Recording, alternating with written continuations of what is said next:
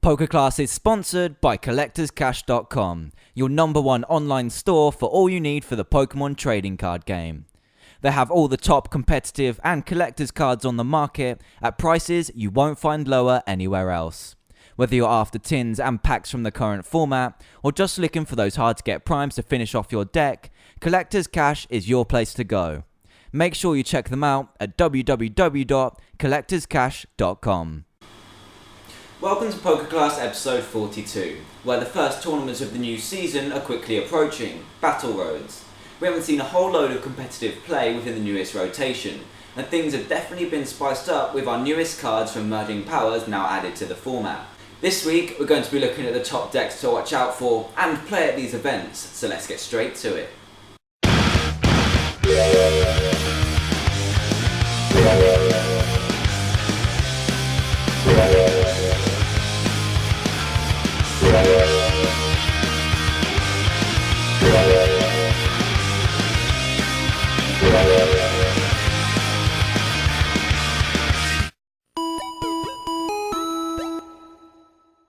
So the new season is close to beginning, and on the 16th of September we see the first Battle Roads take place over here in the UK. Now we all know that Battle Roads have the lowest K value and make for quite the fun tournament where people are trying out fun deck ideas against each other, since it feels a bit less competitive in light of the points that are up for grabs. However, with the rotation still being fairly fresh and new for most players, compared to the likes of last format where things stayed quite the same, I think we'll see a little bit more competitive between players at these initial sets of tournaments, simply because we've got a lot of decks to try out for the rest of the season. Since the release of the newest set, things have certainly changed a little, but some of the decks still remain as competitive as ever, which makes for an insane amount of creativity and diversity at these tournaments. I'm going to try and take a little bit of a different approach to this episode, and instead of talking about the decks to watch out for and repeat a load of information you've probably already read, I'm going to specifically look at what has or is going to change in the format as we know it now. First off, everyone's been talking about it, Pokemon Catcher. This item card was talked about even when the Japanese first received it, and has been getting hype all the way up to the current day, and for good reason. We all know what this card does by now, and it's going to change the format in a pretty big way. Remember those times when your opponent would play Pokemon Reversal early on in a game, hit heads to drag up your Magnemite or Cyndaquil and KO it time after time in the same game? Well, this is going to happen a lot more often since there's no flip involved anymore. So what does this mean for our upcoming Battle Roads? Well, there are three possible ways that people could go in the presence of this card. The first is that they'll be put off playing any form of Stage 2 deck, or for those who still want to play it, they'll have thicker lines of their Stage 2s or more basic forms of it. This means that they won't be suffering too much when a basic gets KO'd early on, since they'll have an extra copy in their deck to cater for that possibility. I reckon we'll be seeing more lines in the way of 4-1-3 of say Magnezone, so an early KO on a basic won't hurt the game too much in the long run. We kind of saw this strategy implemented in Ross's deck from Worlds, where he had some very weak basics and it made up for the fact that they could be linear attacked early on for some cheap prizes. It can also be helpful to bench more than one of the basics at once, so that you avoid the catcher disruption and are still able to evolve the next turn, even if you do suffer that early KO. The second option is that people are outright going to block catcher by the way of Trainer Lock. This can come in two forms in the current format. We have either Vileplume or the new Gothitelle. Vileplume is pretty straightforward and was seen a lot last format, but the decks that it's involved in now really do have some creative play attached to them, making them very difficult decks to both play and to play against. Gothitelle with the Magic Room ability only locks the opponent and comes with a similar strategy to Ross's Worlds deck, which I've seen described as a nothing dies strategy. Pair either of Vileplume or Gothitelle with the likes of Reuniclus, and you have a strategy in place that controls the prizes your opponent can take, if they can take any at all. With Catcher being completely blocked from the game when either of these hit the field, Gothitelle in the active spot of course, then there really isn't any change in state and the player behind the lock won't need to worry about their basics or weaker Pokemon on the bench being sniped or dragged up by Catcher. This kind of strategy could be very popular at Battle Roads, and the fact that it blocks Catcher altogether is a reason why, but we'll get to that a bit later. The third way players could go about Catcher is to play it and abuse it themselves. The card is incredibly strong in pretty much any deck and can take full advantage of speedy attackers such as Yanmega, Donphan and Kingdra to set up quickly and destroy the opponent's setup by KOing basics that they will need for evolution later on. A lot of people are going to be playing it this way, and why not?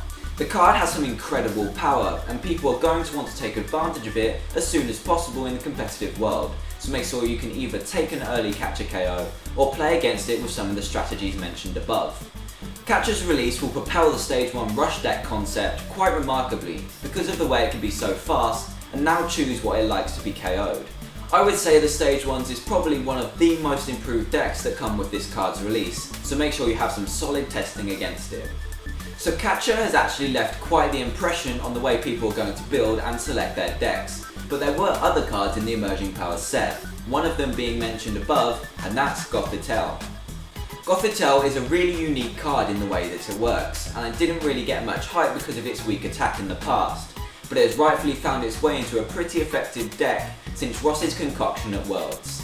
In the past, we've had forms of Trainer Lock, but all of them block both sides from playing trainers. Pokemon such as Spiritomb from last format and Vileplume from this format can be used to lock the opponent, but the player behind the deck must also cater for the lock in their build since it locks the entire field. Where Gothitelle varies is that it still allows the pilot of the deck to play their own trainer cards when the opponent is forced to keep them in their hand, not being allowed to play them. Sure, Gothitelle has to be active for this to work, compared to the likes of Vileplume, who can sit there on the bench, but an archetype involving Vileplume has made sure that Gothitelle being active isn't such a bad thing. Most attackers right now are capped at a pretty high damage output of 120, the likes of Reshiram and Zekrom fitting nicely into this category. But Gothitelle has 130 HP, which means it can withstand a powerful attack since the opponent can't use plus power or any other means to one-shot it. However, it is fairly easy for a Pokemon to two-hit Gothitelle, so Uniclus and Blissey have been paired with it to move the damage off of Gothitelle onto another sitting on the bench, and then use cards like Blissey to heal the damage and force the opponent to start again. Since the opponent won't be able to reach over that 120 damage cap, they will constantly have to hit 10 damage short while you attack them little by little, and heal off any damage they try to tack on. The only big problem that Gothitelle has is with Pokemon such as Magnezone, Bad Boar, Rayquaza Deoxys Legend, and any other Pokemon that can hit for more than the traditional 120 damage, since they'll be able to one-hit KO Gothitelle and leave you pretty high and dry. If you can get the lock on early enough, they will find it hard to set up big attackers like that without the use of Rare Candy. Give them a few turns with trainers and you could be in some very hot water. If you're very wary of Gothitelle right now, try out some of the decks like Yanmega Magnezone, Reshiram Emboar, and other variants with attackers like these which can deal with it quite nicely. So Gothitelle has caught quite the crowd, and I believe that it's going to become the most played deck at Battle Roads this time around. It has a ton of potential and is really tough to play against when it gets fully set up. So make sure you've had a fair share of your test games against it to know how it works and how to play against it. Since I mentioned Vileplume, I guess I should also mention a fairly new deck concept involving Sheer Cold Beartic from the newest set. Pairing this with Vileplume ensures an attack and item lock when fully set up, but I'm not completely sold on the idea yet. The lock is pretty brutal against anything that has more than one retreat cost, and it could be good game from there if the opponent's deck just has no answers to break out of the lock. I feel that there are too many threats for Beartic to hit the top tables, including Yanmega and Zoroark to mention the two worst ones. However, this deck will see play and adds another deck idea to the now long list of Vileplume variants, which could see potential play when the tournaments begin. Let's just rewind a little bit and go back to what I said about Stage 1 Rush decks, since they're going to be a highly played deck at Battle Roads because of what they gained from the newest set. Cards like Catcher and Max Potion really propel this deck further up the top tier list because of its speed and versatility against pretty much anything else in the format. I wouldn't expect to see too much use of Max Potion in here since it's a very tough card to fit in a very tight list, but many builds are going to run just a single copy with around 3 Catcher and a few Junkarm to reuse both of these however they like, whenever they like throughout the game. Donphan is a pretty tricky Pokemon to work around if you aren't using water types because of its Pokebody, but its damage output can really feel too capped when entering the late game. If you can survive until later on in the game against this deck, if they haven't destroyed too many of your basics, you should be able to catch up and possibly tip the prize trade when veering closer to time. However, this deck has a ton of speed and power in the early game, with answers to pretty much every other deck in the format, bar Gothitelle. Expect to play against this in very high numbers if you know you're not against any trainer lock variants. So those are pretty much the newest changes to our format right now, Don't forget about the big guns that are already here, such as Yanmega Magnezone, Reshiram Typhlosion, and of course Ross's Worlds deck. Reshiram Typhlosion had an incredible showing at Worlds, and is sure to benefit from Pokemon Catcher the same as the rest of the old archetypes should do. The deck is still going strong, and you could see cards like Sharon and Max Potion taking a test drive in some of the Battle Roads lists. Thicker lines of Typhlosion could be a prominent play instead of any kinds of Ninetales support, simply because it's a bit too much of a catcher bait right now. The deck runs fine without Ninetales and with more draw supporters, so I'd expect to see some more supporter based builds of it doing well at the top tables. Yanmega Magnezone will undergo some tweaking because of Pokemon Catcher, and many lists will either drop Kingdra techs or make them one Pokemon thicker to cater for a possible early knockout. A 2-1-2 line of Kingdra Prime does seem viable, but it may make the deck just that little bit more clunky even with Magnezone's draw power, so I wouldn't be too surprised if you don't see much Kingdra play with it at all. Jirachi is still a great play in the deck to work as energy acceleration and as a devoluter for those pesky Gothitelle and mirror matches, so not much should change here.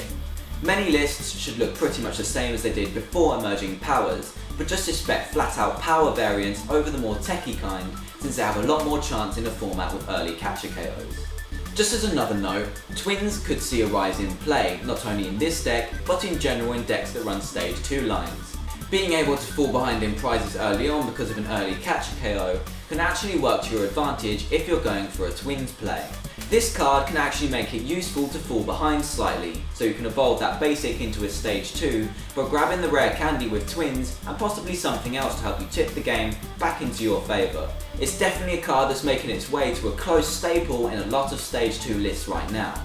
Along with the hype of Gothitelle above, we also have Ross's deck of Vileplume, Uniclus, Zekrom and Blissey, which some players are going to take for a spin.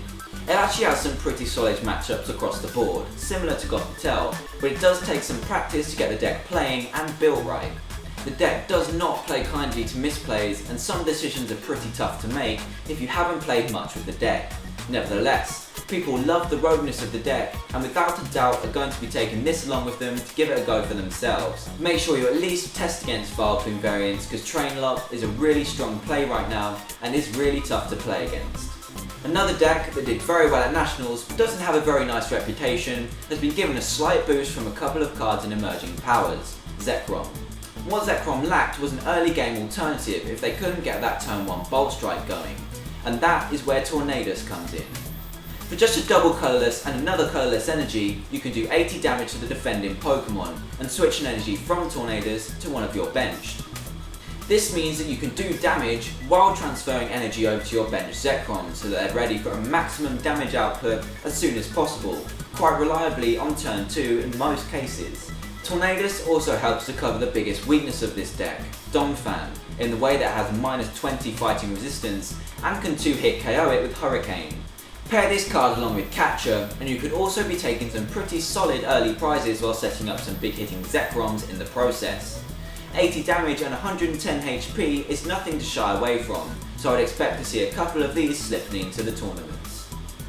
And the final deck I'm going to be talking about is Magnezone Emboar, our world's winning deck. Since the deck runs off the Twins engine as mentioned above, it could be quite a strong play in a format filled with players wanting to make the most out of Pokemon Catcher. Players may decide to run those thicker basic numbers in their stage 2 lines so that the expected early KO doesn't set them back in terms of evolving opportunities later on, so keep this in mind when playing against this deck. Rayquaza Deoxys Legend is also a Pokemon that makes this deck so good, since it can take a ridiculous amount of prizes in just a couple of attacks to either finish games off or mount a comeback and manage to set up in a single turn as well. On top of that, Magnezone is still a really solid card in this format. It can hit for effectively infinite amounts of damage and can give Gothitelle a good run for its money, making it a decent play for Battle Roads. Gothitelle players need to be aware of this matchup and test against it, because if the lock doesn't fall into play straight away, you could be in some trouble. So those are pretty much all the decks you should expect to see at this autumn's Battle Roads, along with possible changes to the way some of them will function with the release of the new set. Trainer Lock is becoming a really prominent part of the format right now, and this set of tournaments should show us how viable it really is in a competitive world. Vileplume and Gothitelle will be working in separate decks to take down the big contenders, but those big decks still have a lot of fight left in them to respond to the new Pokemon on the block. Thanks for watching this week's episode of PokeClass. Make sure you rate, comment and subscribe in the bottom left hand corner or the top right hand corner in the second, and I'll see you in 2 weeks time. Thanks for watching.